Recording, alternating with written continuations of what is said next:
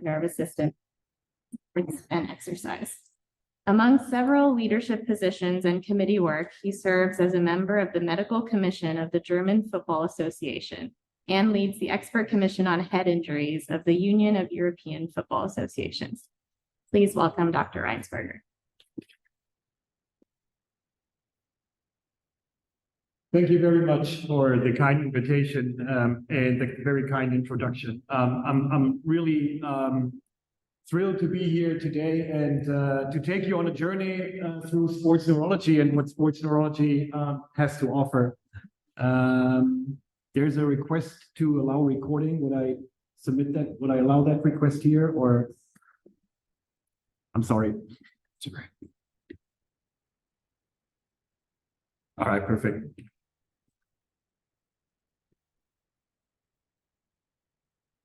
This is the slide with the SMS code for the attendance, and these are the disclosures.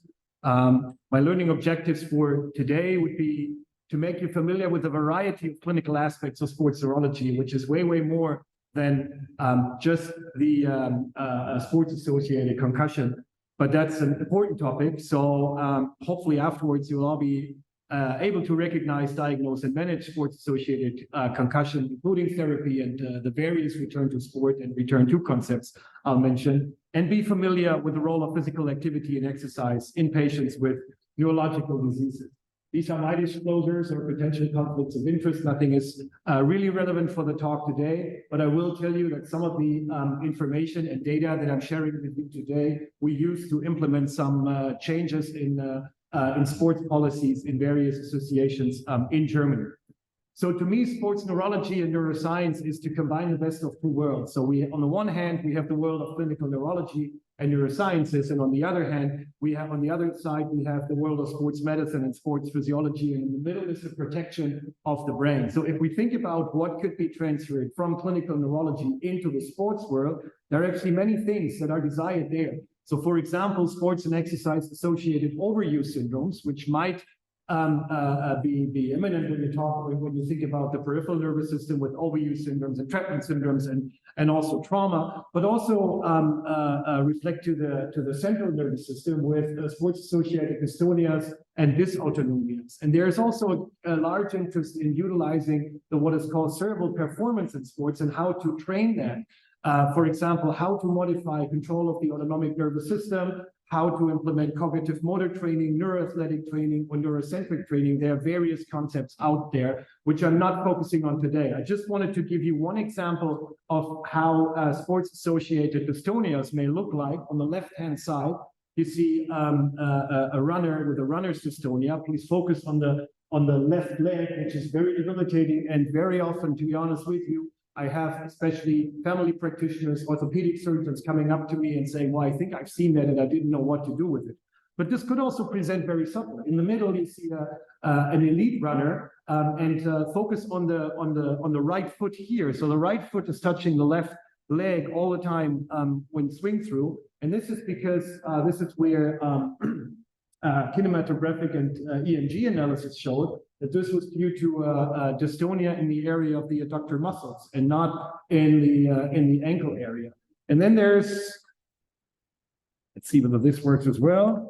And then on the right-hand side, there's a male runner bending over towards the left-hand side. And if you know that in track and field, you're always running counterclockwise, was actually very interesting that for this gentleman, a very easy interoceptive stimulus helped easing this kind of dystonia because he was told to think about running clockwise all the time, and that just helped his condition.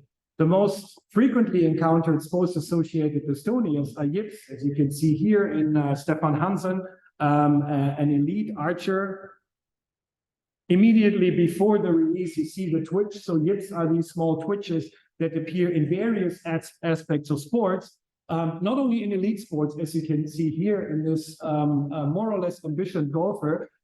If you look at the putt here, there's a clear yips. And if you look at it from the top, you see this very reproducible. And for those of you who know me, you know that I'm right-handed, and this is a left-handed putter. And I found that out accidentally when I was at the tournament where I was forced to putt as a lefty, and I've never done that before, which is interesting and tells you a lot about Dystonias, because, for example, there are two types of yips.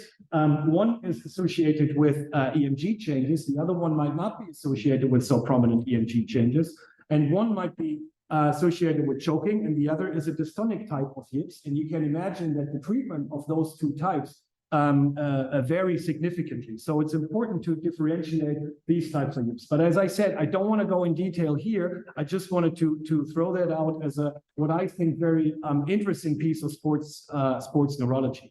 Most of the time, when you think about sports neurology, and sports neurology, you may have heard that, is the fastest growing section within the American Academy of Neurology, you would think about what is in the center of this slide, the conservative sports-associated neurotraumatology, which is what I'm talking about next. But we should also not forget the transfer from aspects of sports physiology into the world of clinical neurology, which I think probably has even the biggest impact on our patient, which is how to utilize sports, exercise, and physical therapy, how to differentiate between those, because they all have different effects on the prevention and the treatment, and not only the rehabilitation of neurological disorders. So people claim that exercise is medicine. My claim at the end of the talk will be that sports is pharmacy, because we don't only have the possibility of putting the right amount, the right type, the right frequency, and the right intensity together for each patient. We also have a lot of data to back that up and to talk about a more efficacious treatment for those patients.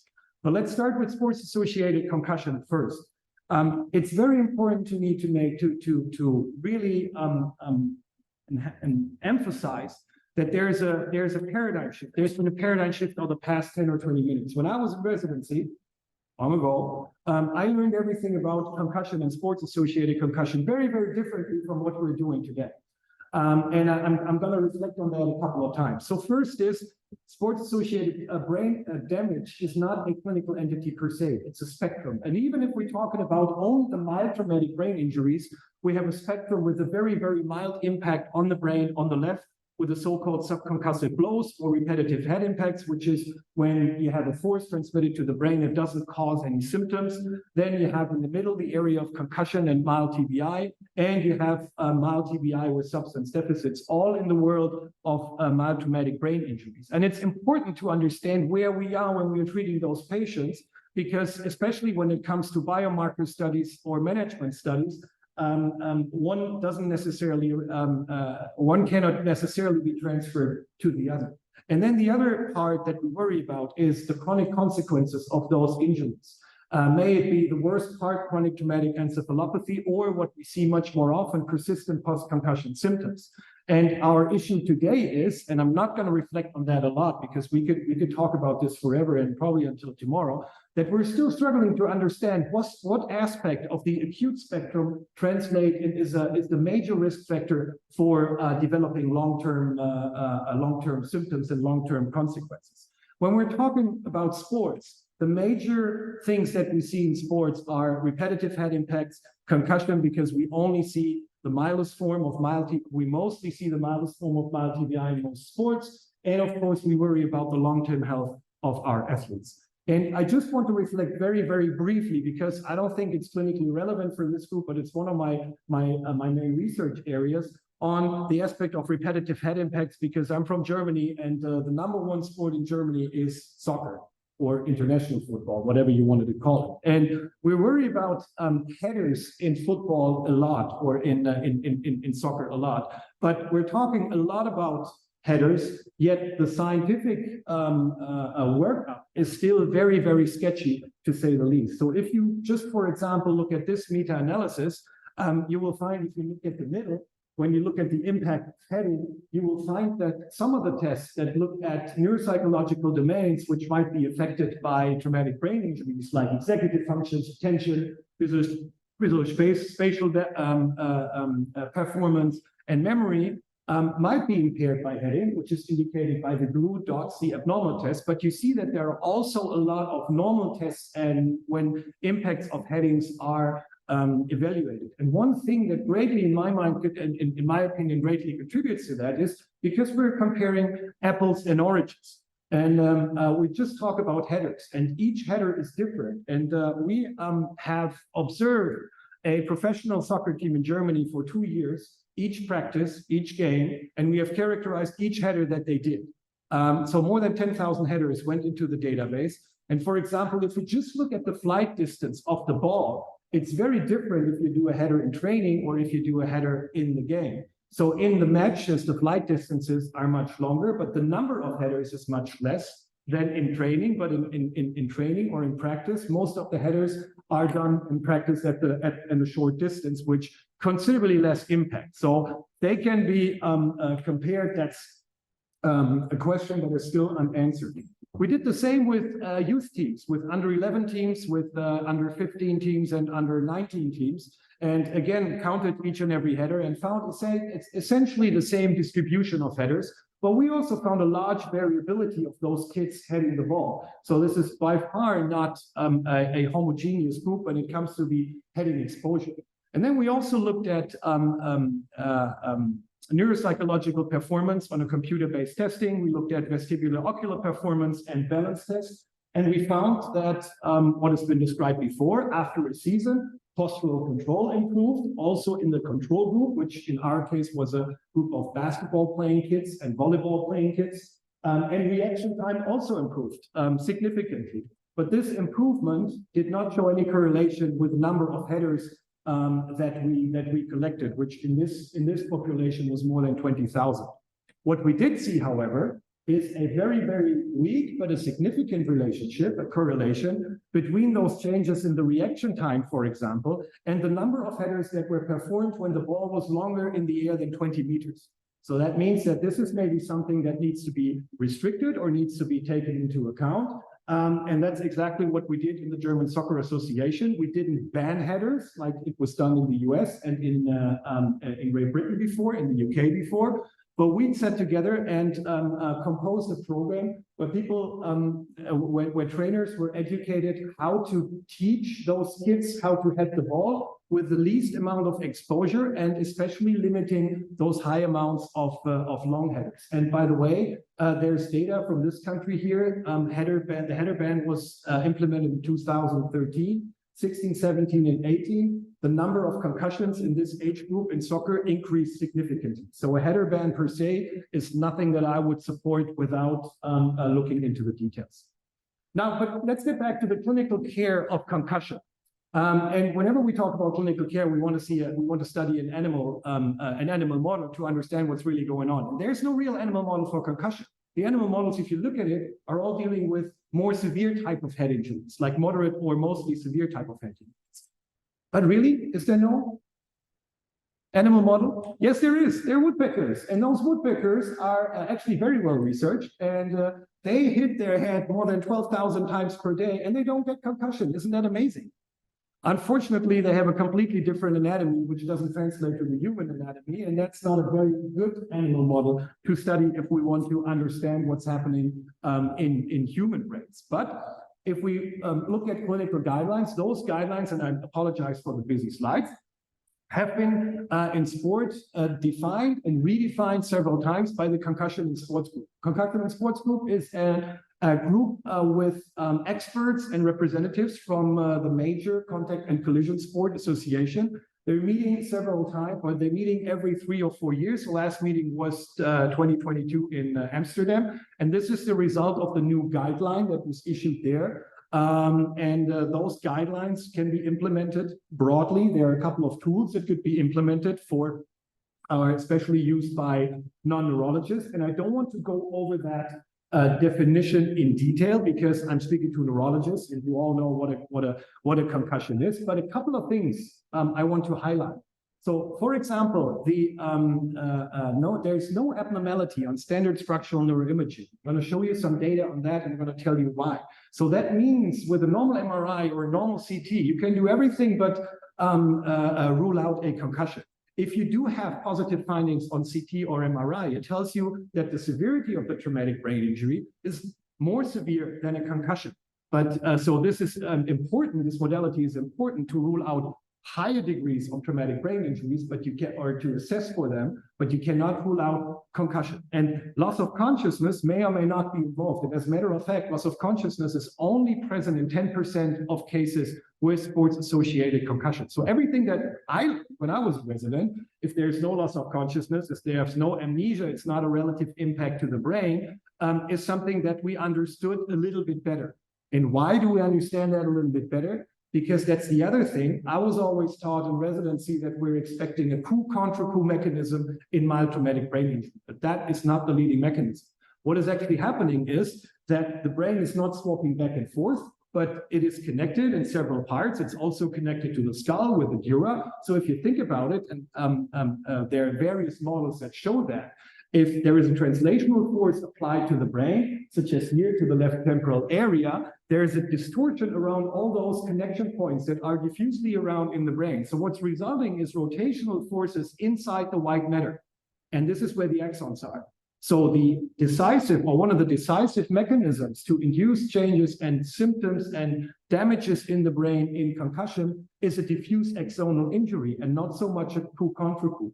What that means is that the axons stop working. So what concussion is, it's a disturbance of the communication between different brain regions. So the resulting symptoms and signs that we see are usually caused by an impairment of communication between different brain areas that used to, or that are required to work together to maintain certain functions.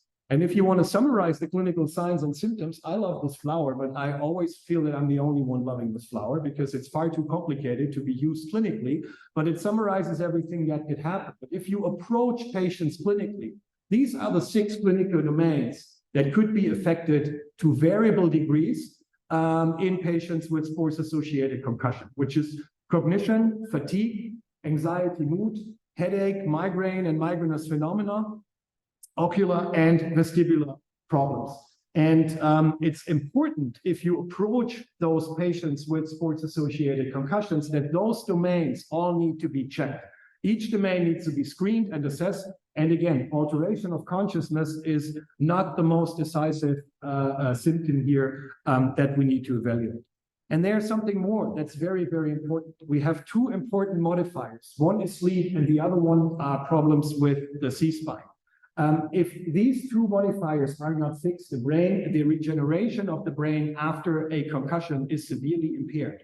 So I think it's of utmost importance to include that into the evaluation when you approach those patients. In this population, I don't have to mention the tools from the Concussion in Sports group. They're called Sport Concussion Assessment Tool and Sport Concussion Office Assessment Tool, which is more or less a systematic screening exam containing neurological and neurophysiological elements for non-neurologists. So if you want to look at it, it's freely available. And this is something that could be distributed very easily to other medical professionals when the question is what to do to assess those patients. This is one slide I find important because I want to emphasize sleep. Sleep disorders after concussion could appear as hypersomnia, insomnia, and they are very frequent. They're associated with worse outcomes, with more symptoms, and they increase the risk for persistent post-concussion symptoms and also are associated with longer recovery. So it's really, really important to assess those sleep issues in patients and to counsel on sleep hygiene. You don't have to medicate those patients necessarily, but the question is, you're approaching it with an interview, with a questionnaire, some activity monitoring, or even a polysomnography to find out what's going on. But if you don't fix the sleep, you will have a hard time bringing the patient back. And those recommendations for improving sleep in athletes is something that is also widely available and can be distributed very easily to athletes, which are actually very receptive for those kinds of hits. So if we're thinking about how to diagnose a concussion, concussion is diagnosed no way different than any other diseases. We need to take a history, appropriate history, do a physical exam, and then the question is what to do with the additional exams or with the workup. And this is probably the most frustrating part especially for non-neurologists, I feel worldwide, that there is no test no biomarker right now that can be used clinically because concussion is still a clinical diagnosis and based on those clinical findings. There's a lot of research going on with MRI, with EEG, with MEG, with several other neurophysiological techniques, with serological markers, et cetera, But today, concussion is still a clinical diagnosis, and I say all the time, I think in a couple of years, this slide will look different. So the question is, why is that the case? If we just look at neuroimaging, and if you consider the pathology of a diffuse axonal injury, and this is what we're chasing, our standard neuroimaging protocols are not designed and have not been tested to screen for diffuse axonal injuries, but rather for focal abnormalities.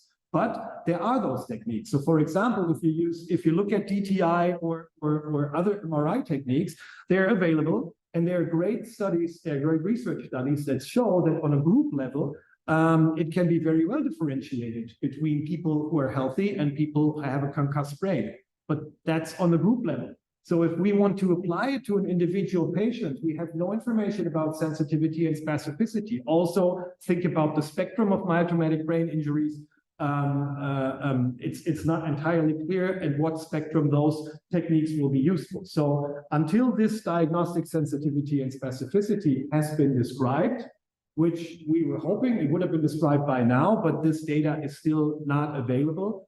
It's not ready for the clinical use, but it's still important to assess for high degrees of traumatic brain injuries.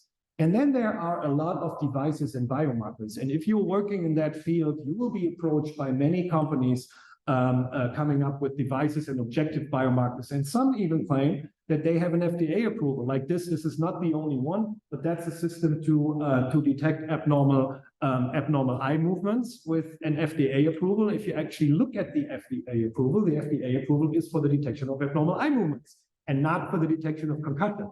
So if you have a concussion that spares the extraocular muscles or the coordination of extraocular muscles, you will have an imperfect screening or evaluation of your patient if you just rely on that device. Also, a couple of years ago, the first handheld EEG was implemented and was claimed to be able to detect concussion, but this was tested against patients with abnormal CT scans. So this helps you in the ED to find out whether somebody might need a CT scan or not in the acute setting. But again, if we're looking at the spectrum of concussion with normal neuroimaging, it might not be of help. And this is the future when people now have started to look at a combination of biomarkers with, for example, serological biomarkers, neurocognitive testing, or neurophysiology, and we'll see where that leads us. One word to serological markers, because many of you might be familiar with things like S100B, GFAP, or UCHL1. They usually have depending on the population and the setting where you use those, they have an okay sensitivity, but they lack in specificity. And that's the issue. And the reason you can see here. So if we look at S100B levels, they correlate very well with verbal memory, with visual motor speed, and with reaction time. But on the other hand, all those clinical domains and neuropsychological domains also correlate with ethnicity. And if you correct the S100B levels for race and ethnicity, all those correlations to your neuropsychological domains are gone. So that's the issue that we often try to, that we often do not put all the factors into the equation here that might affect our biomarkers. The two most important clinical guidelines when you treat patients with sports-associated concussion is no return to play and practice on the same day to prevent, for example, chronification, and the worst case, second impact syndrome. And after the initial rest, a stepwise return to play and to practice. And still, and this is something that should be taught to every coach and parent out there, when in doubt, sit it out. So if you're not sure that your patient, your athlete doesn't have a concussion, then you should treat it as such and be careful. This is the good news. If we do everything correctly, 80 to 90% will have a favorable prognosis with complete remission of symptoms over 7 to 10 days. And now with a new guideline, every recovery within 4 weeks is regarded as normal. The AAN has issued some quality improvement in measurements that followed those aspects that we just talked about. And if you look at that, what you should do when you see a patient with concussion and sports-associated concussion is to assess a concussion symptom evaluation, and your neurological exam should at least include a cervical assessment, a cognitive assessment, an assessment of the vestibular function, extraocular movement, gait, balance, and coordination, and a documentation of a return to strategy. And this is also important, and this is something that is also different from what we used to do. The return to strategy has also been proposed by the Concussion Sports Group. Contains of 6 stages. Each stage should take a minimum of 24 hours. And what you see here is the step 2 is aerobic exercise, either very light with a maximal of 55% of the maximal heart rate, or moderate. And this is something that we nowadays actually start very early. So over the past couple of years, many studies have been published that showed that what we used to do, putting patients with concussion in a dark room, just eliminate every stimulus and let the brain regenerate, is associated with worse outcome. So the goal is now to activate those patients on day 2 or day 3 after the concussion, but to a level that is still subsymptomatic and only makes their symptoms a little bit worse. And this is the art here, to find that individual piece of activation and also apply aerobic exercise, because the addition of aerobic exercise in the early stages also contributes to a better and faster recovery. And I don't go into the other steps right now. I just wanted to alert you that there's, of course, not a return to sport only. There's a return to play. There's a return to performance that athletes are very interested in, but very often neurologists aren't, because they say, well, you're good to go, so see what you can do. But if you continue with the rehabilitation strategy, it may also help to get your athlete back to performance faster. And before the return to sport, there's a return to daily activity level, or a return to school protocol that contains 4 steps that could also and should also be applied here. And the last thing here is, as you can see, the earlier those athletes and patients have access to specialized care, the better and the faster is a recovery, which is also backed up by a couple of studies now that came out over the past, I want to say 5 to 8 years. So I would advise everybody not to wait and see whether somebody gets better or not. The earlier access to specialized care, the better it is. Why? I said a couple of things already about treatment and rehabilitation, and we have a lot of studies that came out and actually showed that concussion nowadays is a treatable disease, or is a treatable injury. We don't do nothing and just watch. We actively try to provide care and to provide rehabilitation strategies. Just like in this study, for example, or here, when an individual multimodal intervention, in this case with cervical, vestibular, and oculomotor pieces in patients with persistence of symptoms for longer than 2 weeks, led not only to a significant reduction of symptoms, but also to the fact that the return to sport, that finalization of the return to sport protocol in 8 weeks was 3 times more likely in the treatment group. So in this case, exercise is medicine for concussion is really true. We try to understand why, and one of the focuses here in concussion over the past couple of years was the autonomic nervous system. And it's also been implemented in the guidelines now that one should seriously consider putting patients on a bike and see how they react to a bicycle test, which is what we've done a couple of years ago. And then applied a high-resolution EEG before and after that bike test. And in that EEG, we computed a source estimation of the signal and tried to assess networks and network activity and functional connectivity, and specifically in the autonomic nervous central autonomic network. And although, I mean, we didn't really expect this, so the study wasn't powered to detect changes like this, and this is certainly a rather weak but significant finding that we found here in this group, that after a bike test, the functional connectivity significantly increased in the concussion group, but not in the control group. And we also looked, for example, used variables and looked at nocturnal autonomic activity. In this case, we computed the RMSSD to assess parasympathetic activities, and, for example, found that the parasympathetic activity at night is significantly reduced, specifically in patients who struggled and had a prolonged return to sport protocol. This is just in the beginning, and these were pilot studies that we're now trying to go after, but I think the autonomic nervous system in concussion is a very, very interesting topic. This is what everybody fears, a second impact syndrome. The second impact syndrome is something that is very rare. And people even ask, is that a myth or reality? I don't have to explain to this audience what a second impact syndrome is, with complete breakdown of the energy metabolism in our neurons. And up to now, about close to 44 cases worldwide have been described, which translates into an incidence of 1 in 205,000 athlete seasons. Those patients usually were male and younger than 20. So this is real, but it's very rare. What is not rare, what is much more frequent, especially in the setting of inappropriate management, is persistent post-concussion symptoms. And people went away from calling it a post-concussion syndrome because it's not a homogeneous entity, but rather a variable appearance of or persistence of symptoms after a concussion. And again, the terminology is a little bit blurry here, depending on where you look. If you look at the ICD-10, the DSM-4, or the concussion in sports group, the terminology is different.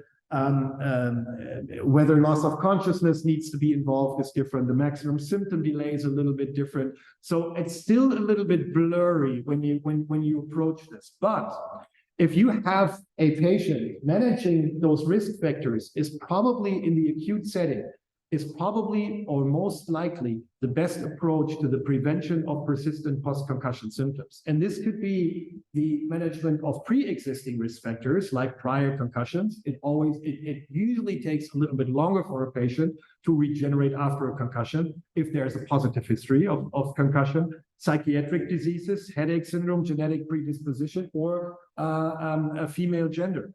And this is what I find very interesting. The mechanism of injury is actually a risk factor, an independent risk factor, especially if the mechanism of injury is outside of sport.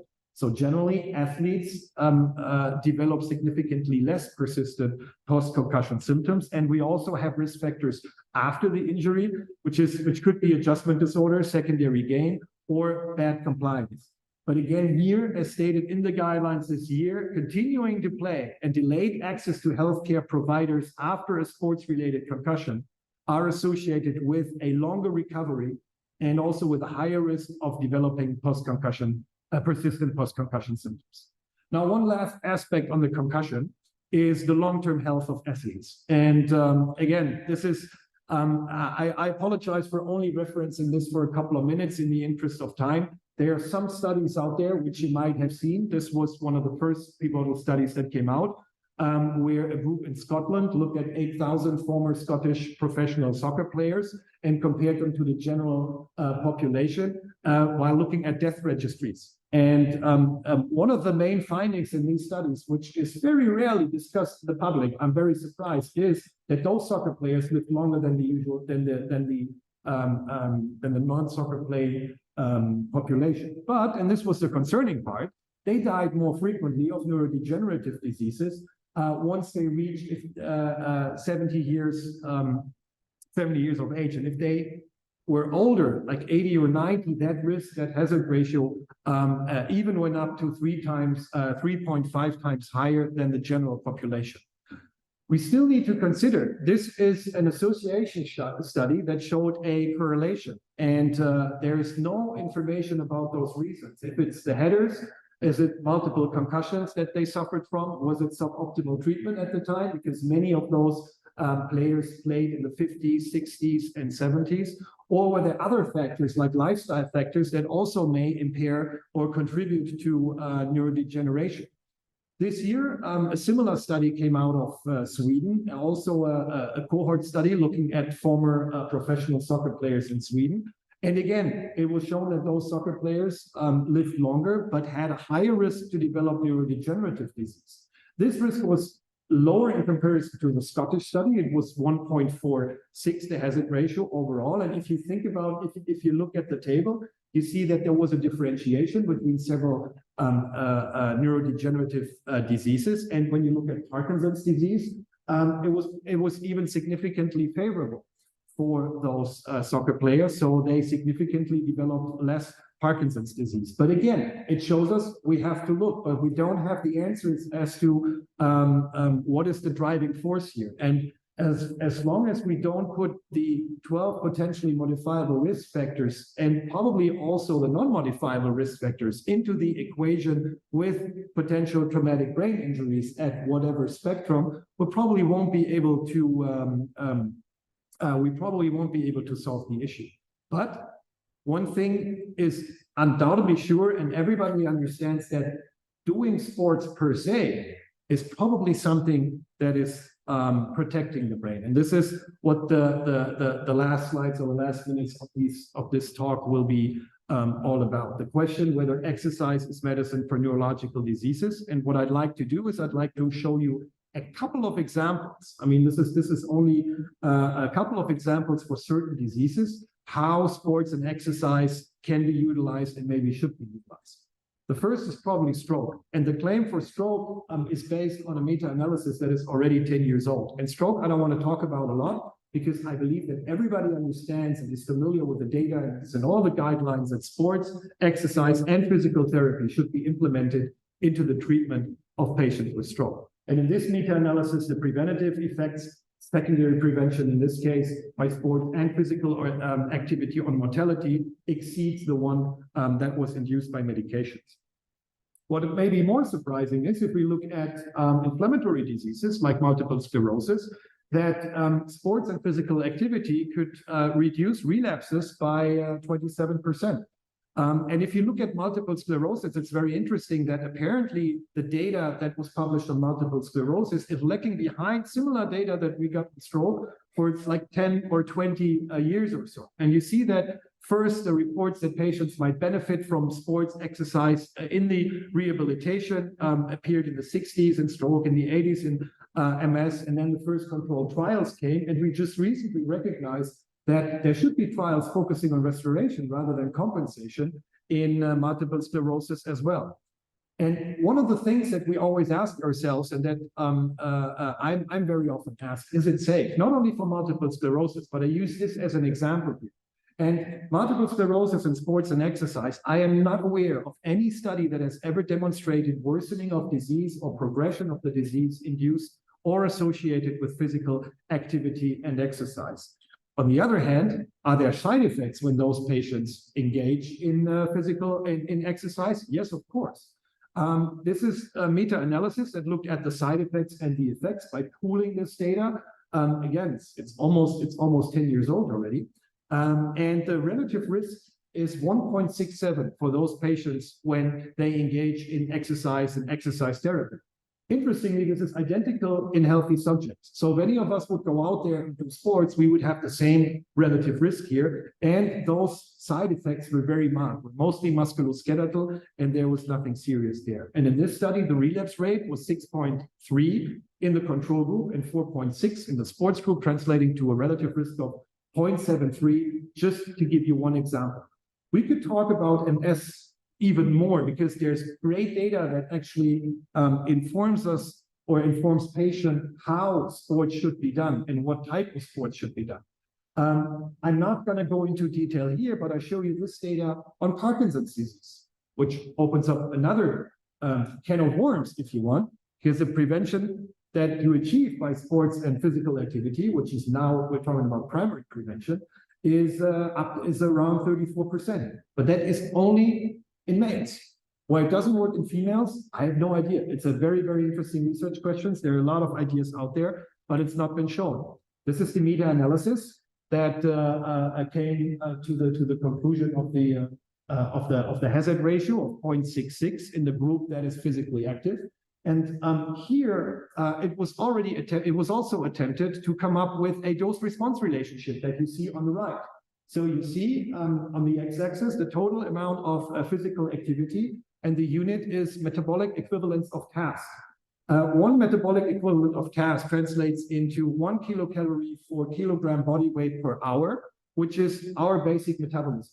As if we don't do anything, that's one metabolic equivalent of task. And if you increase this with physical activity, with these are met hours per day, you see that in the area of 30 to 40, you have a significant improvement of the hazard ratio. But again, this is only in males. This is how it looks in females. So if you counsel your patients and if you would encourage them to increase their meds and to increase physical activity or engage in sports, there are a couple of very, very easy things that you can tell them what to do and what it and how it translates into the burning of more meds. But there's more in Parkinson's disease, and it is very similar to multiple sclerosis. It doesn't only matter that you burn those meds, it also matters how you burn those meds. So in this example for a year, an increase of physical activity by 20 med hours per week leads to a risk reduction of 10% when it comes to the risk of Parkinson's in general.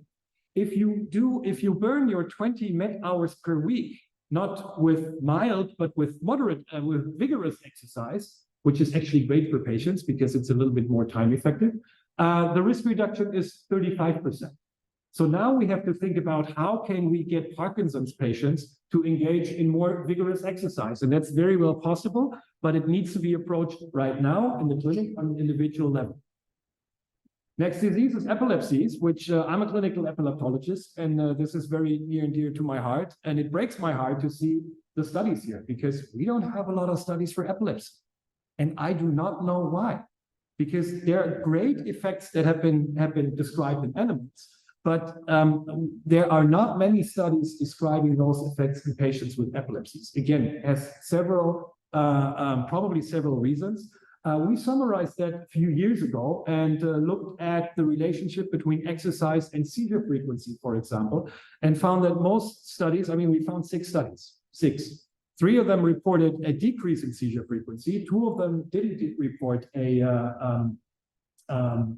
change, and 1 study reported an increase, which I think it was 12 or 14 patients, and it wasn't really clear whether all of those patients increased in seizure frequency or whether it was just 1. But anyways, the ILAE issued, I think, something that we could use that's very practical in clinical practice.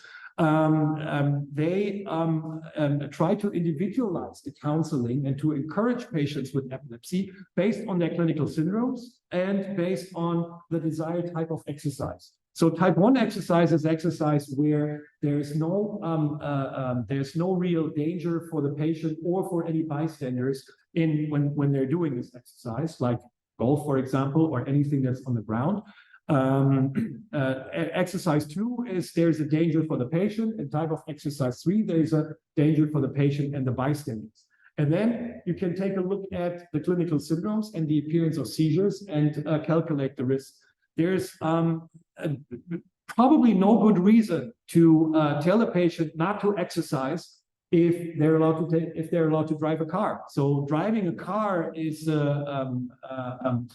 probably a good rule of thumb when it comes to counseling patients on certain types of exercises. And by the way, injuries in this group are significantly less prevalent than in the normal population, probably because this group, when they are engaging in sports and exercise, is a little bit more careful.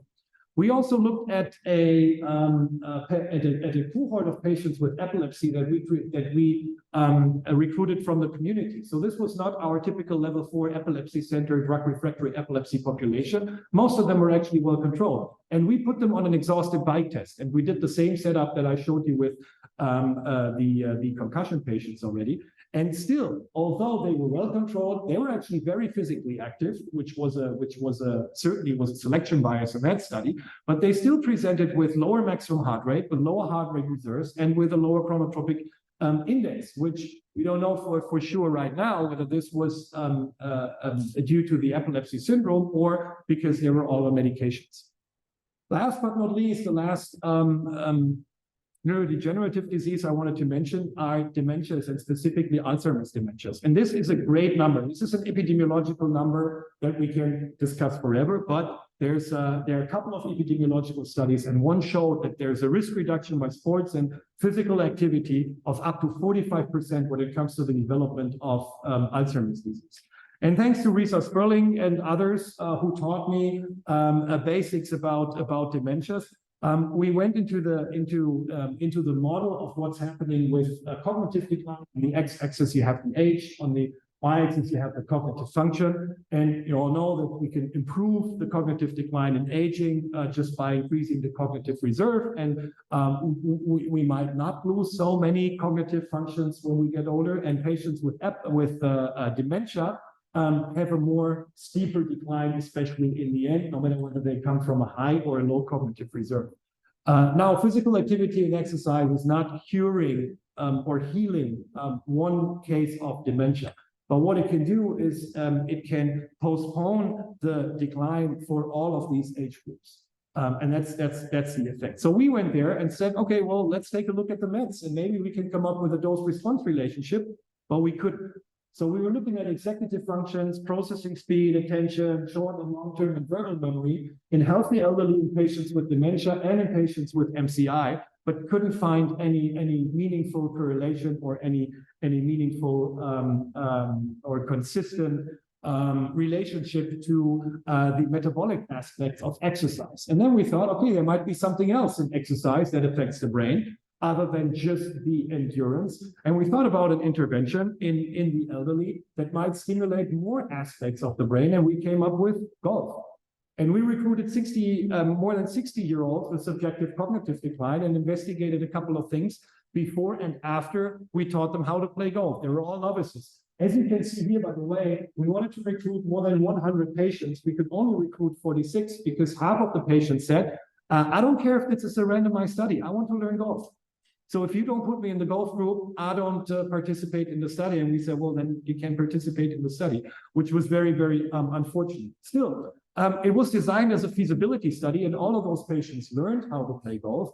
And then we found still a couple of surprising but weak results. So for example, a significant time group interaction for a number of correct responses in a response inhibition task. And we also looked at the kynurenine pathway and found a significant time group interaction for quinolinic acid and tryptophan ratio. And in a couple of those subjects, we also did EEG recordings in the way that I showed you before. And we found an increase in functional connectivity, in this case, in the default mode network in 6 out of 7 golfers. Again, just pilot data. In relation to the compliance or how often they engage in the training sessions over those 24 weeks when we taught them how to play golf. So in the end, when we try to decide which exercise is the best medicine, there's physical activity and there's an increase in metabolism, which translates in only 5 of the motor demands that we have, which is endurance. We also have speed, flexibility, coordination, strength, and endurance. And this is something that could be combined on an individual level. And also, since we're neurologists, we might also consider cognition, social interaction, memory, and decision-making when it comes to the best exercise in patients with neurological diseases. And I frequently go back and forth and try to look at basic science and see what aspects we can translate into clinical studies and ultimately into clinical care. And I think this is very, very close to what we see in the RH environment as studies in mice. And with this, I come to an end. I thank you very much for the attention. And if there's time, I'm very, very happy to answer questions.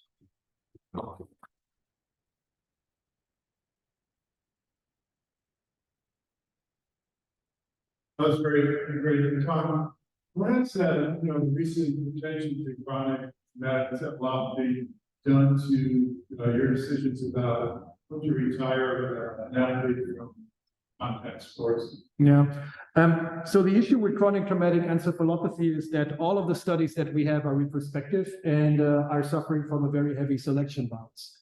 I think there is a reason why people have been trying for 10 years now to find a biomarker for CTE and haven't come up with something. And that's why people went over and during lifetime not not use the term CTE anymore, but more traumatic encephalopathy syndrome, TES, which more refers to the clinical aspect of it. I think when I see those athletes with the question of retire, I think everything has to be taken into account here. Not only the amount of concussions, but also the other aspects. Is there underlying psychiatric disease, for example? Is there any genetic predisposition to something? Are there any other lifestyle factors that can be modified? It seems, but I'm very careful because I don't want to establish that as a threshold. But it seems that after three manifest concussions, something is happening on the clinical.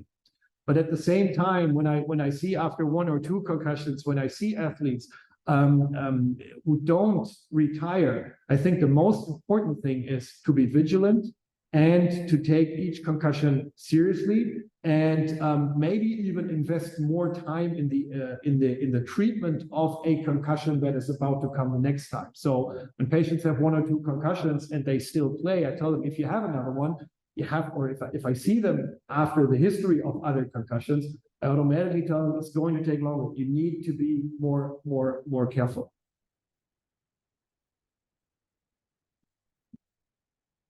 And the ban on competitors in contact sports and soccer football is not meant to be basically so the PhD family members and the ideology was what can we say experience the and what other evidence you have of work being So as I said, in Germany, we followed a different approach because for one, there's no evidence. We're not talking about scientific evidence here, which is already, if you have the same slim body of evidence and people around the world are drawing different conclusions, that already tells you something. So we try to think this through up until the end. For one is, for example, in soccer, one of the leading mechanisms in adult soccer that leads to concussion is a header due. It's not the header, but it's the header due. The second thing is, and this is backed up by science. Another thing that's backed up by science, if you don't know how to engage, how to perform a header, the header duel is more dangerous and more prone to concussion. So that means the less proficient kids come, or the kids become in the motor aspect, the coordinating aspects of performing headers, the more dangerous it will become. The next thing is, and this is something that we're actively investigating now, we were just looking at those header duels, and I don't know how familiar you guys are with soccer, but if one person, if you're on the ground and you're running behind and the defender is too late, but still tries to steal the ball and still is tackling, it's usually a yellow card. It's always foul. It's usually a yellow card. If there's a header duel and one player is clearly too late, but still is trying to head the ball, nothing happens except for a concussion. This is something where we want to induce a rule change, for example, to induce behavioral change. So our approach is kids need to be taught how to do a header appropriately with the less amount of impact that's possible. And that's why for a year we were sitting down with the national coaches of soccer coaches in Germany, trying to design things, because strengthening of neck muscles, and there are other preventative measures that can be applied. Again, we don't have evidence to say that they're effective, but they make sense if you think it through, at least in my opinion or in our opinion. And this is something that I would explain to parents to think this through. So just banning headers up until the age of 12 or 14, and then exposing those kids to headers, in my mind, is actually more dangerous than just trying to we use lighter balls, we use smaller balls, and we restrict the amount of headers during practice sessions. We teach trainers to be more vigilant for symptoms after header practice, and more sensitive, and things like that to get to that stage.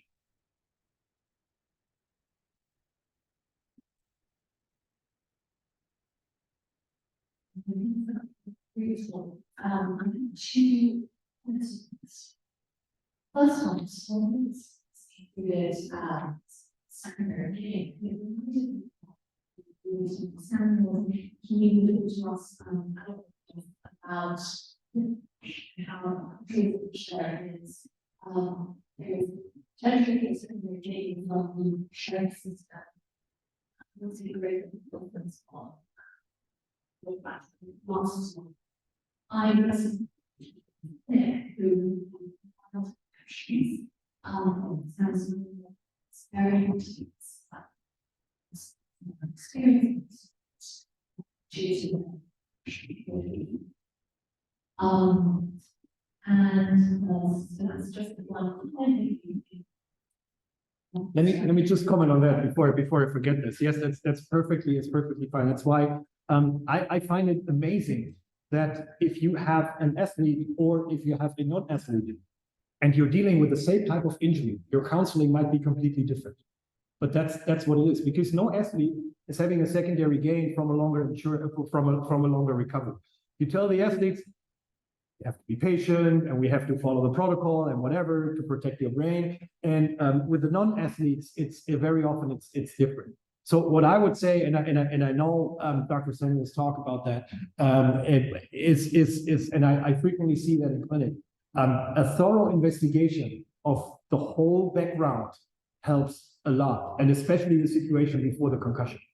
If you understand how the situation, the neuropsychiatric situation before the concussion, I always find that you understand the post-concussive or the post-concussion situation a little bit better. And then at the same time, using those profiles, because we have a good understanding of the profiles of the neurocognitive deficits and how they present, to see whether that just fits the picture of a concussion or whether it's more of a blurry picture, helps you there as well to differentiate, okay, how do I treat this or that?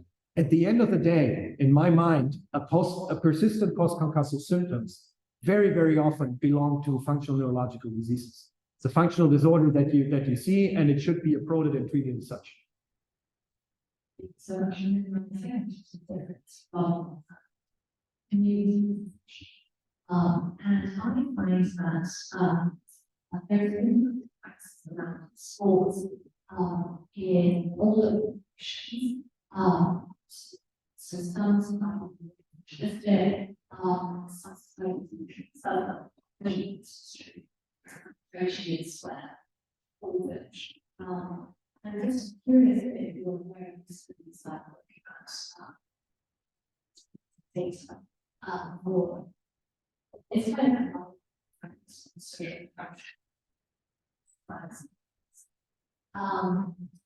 if there's data for or if you're looking for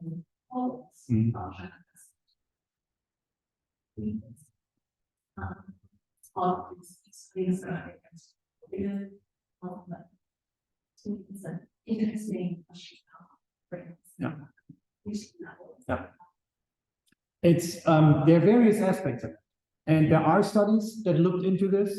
But I think, to me, the key is, and very often when I'm approached by a patient with a question of what is the best sport, what is the best type of exercise that I should do, my initial answer is the one that you like, because one of the well, I shouldn't start with the shortcoming of all those studies, but one of the major shortcomings of those studies is the limited duration of the intervention. So if you think about you start and you engage in something new, you're excited, you do it, and after 3 months you decide, maybe it's not so great. After 6 months, you go every other week, and then after a year, you decide to engage in something else. So we have to differentiate whether we're actually investigating to learn a new exercise or to learn sports or to maintain doing that. And that's a whole different beast. But on the other hand, people may not only favor certain types of exercise. So for example, if you ask me to run, I will probably do it, but I don't like it. I need to have a ball. I'm a ball player, and maybe basketball, soccer, or whatever. So this is something that I would find out and try to design the intervention in the patients in my clinic and try to counsel them that way. When it, for example, comes to social interaction, is something that you know from the dementia literature, that it's actually helping if we help those patients to keep socialized with friends and family, and therefore to me it's intuitive to carry that over into sports and not design apps or homegrown programs or home-based programs or something that they do at home, but rather get them something. Now, if they don't do anything, if they do something at home where they're socially isolated, or I'd rather have them do something than do nothing. So it's always the question of how you approach those patients. And then you have to differentiate between those patients. And we have a lot with Parkinson's, with MS, who are athletes already and who are working out already and want to optimize their workout, which is totally fine. I love to do that. But there are also people who are couch potatoes and who've never done anything. And they need to be counseled individually as well. And the effects might be very different from this group than for the other group. And I think that's the issue. It's a very heterogeneous, not even a pill that we're talking about. It's not a single tablet. That's why my metaphor is always sports as pharmacy for those patients. But in some way, to answer your questions, in some aspects, we have this data from outside sport about the social interaction. In many diseases, if you look at specific diseases, we don't. But that's, for example, the reason why in Germany we have a system that insurance companies are forced to pay for neurological rehabilitation. So a patient could go get a prescription to engage in specific, and these are specifically designed sports groups for, well, we only have, they started out with coronary heart disease, and now we have neuro. We don't differentiate between, or most of those groups don't differentiate between the type of neurological diseases, but everybody could go there. And this is something that insurance companies actively support. And you can go there for 2 or 3 years. You could go there as often as you want to, which is something that I find great. And I wish we could, install something like this here at some point. But that of course is a long way.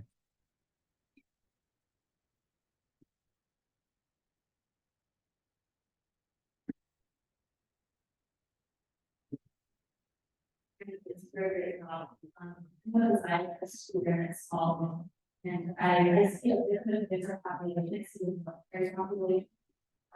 So I don't know how well it's translated to sort of population, but in our clinic, we see a lot of leading military circumstances, the number of kind of massive injuries or and one of the main things we see is that and they often do very well at neuropsych testing. But one of the treatments is that we do in our clinic is cognitive therapy that offers external viewing, etc. And I'm wondering what your thoughts are on that, because I think it was the then is actually taking away from their relying on degree or and I feel like it's difficult. It's a great question, and I wish I could give a better answer than the one that I'm about to give, because I do not have a lot of experience with this specific population. I know the literature a little bit, and every now and then I see somebody from that population. So that's why my personal experience, I can't really contribute too much.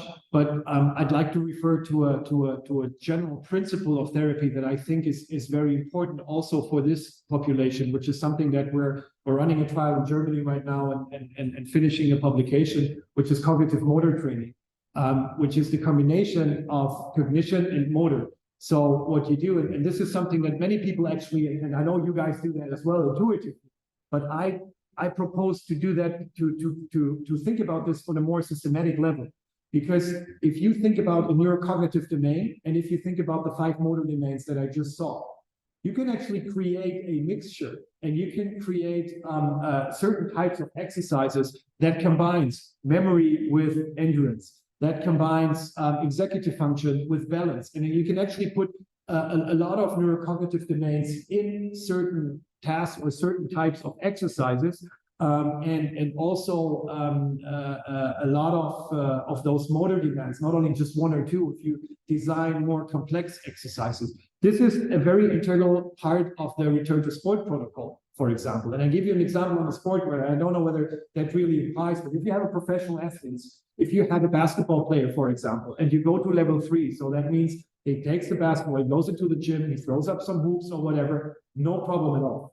The minute you include, or the moment you include decision-making and other cognitive things, they might have a complete meltdown. And this is something that is not rare. This is something that I actively counsel those trainers and those athletes about. So they are not used to this combination of cognition and motor being problematic.